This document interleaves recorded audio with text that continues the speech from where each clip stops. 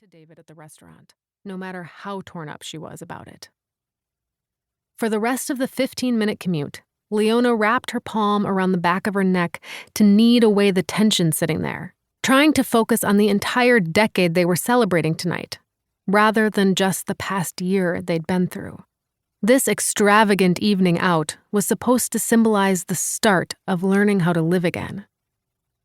The taxi pulled up to the end of a path that led to a majestic set of Corinthian columns. Leona moved her hand to the strap of her purse and began fidgeting. This was an establishment she wasn't bred for, she thought, while inspecting the pristine architecture. She paid the driver, got out of the taxi, and scanned the parking lot for her and David's taupe Toyota Corolla. All she saw was a wave of shiny black, save for one bright yellow Camaro in the middle of the convoy. She rolled her eyes and then chuckled. Whenever David saw one of these metal bumblebees on the road, he'd fawn over it and say, "Maybe in another life, huh, babe?" She would shoot back, "Yes, another life when you marry an East Side heiress." Leona was surprised she beat David to the restaurant. Then again, he might have parked farther away to avoid the embarrassment he would feel at pulling up next to vehicles with 200,000 fewer miles on them. She turned back toward the entrance and followed the path through the doors so she could check for him inside.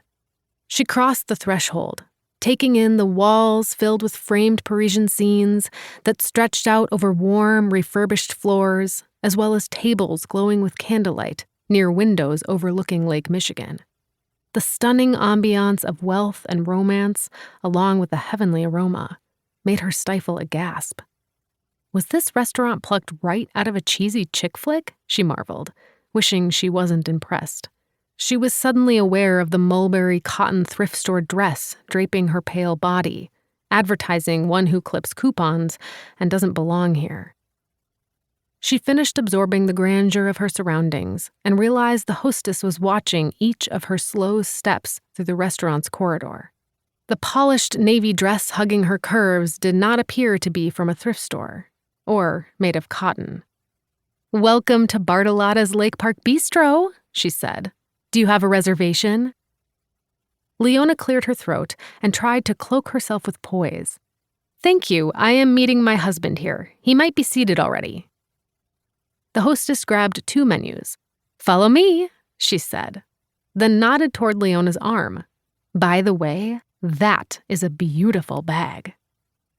Leona looked down and realized the hostess was referring to the same purse she just spilled all over the taxi. It was expensive, her only possession that fit in a place like Bartolotta's. Her mother, having remarried one of Milwaukee's wealthiest silver bachelors, gave it to Leona for her birthday 3 years ago. Instead of giving it to her in person, Evelyn shipped it to her house without a card, just a receipt with the price circled. They crossed the dining room where more pleasing aromas hit Leona in the face. Her stomach growled, which earned her a quick glance from the hostess over her shoulder. "There he is," Leona pointed at David. The hostess stutter-stepped, which didn't surprise Leona.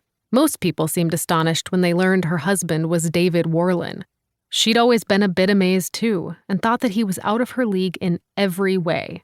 A nerdy genius with the handsome charisma of a late-night television host who somehow managed to be humble about it. Ugh. If it wasn't her David she was describing, she might throw up in her mouth at how corny she was about him, like he was some character written for the Hallmark Channel. But her David was all that, and they were happy. At least, they were, until the day everything changed. "The waitstaff will be with you shortly." The hostess smiled at David, then offered a curt nod to Leona before leaving their table. Leona turned to David. It was the look in his eyes that first warned her something wasn't right. There was an unfamiliar glint in them, perhaps a distance or a steel barrier. His eyes were usually so full of light and playfulness and desire. When they'd land on her, for a split second, she could almost hear them shouting, "I love you." But the words his eyes spoke now appeared bone dry, no longer drawn from that deep well of affection they'd shared. His eyes said nothing. She was caught off guard but not deterred.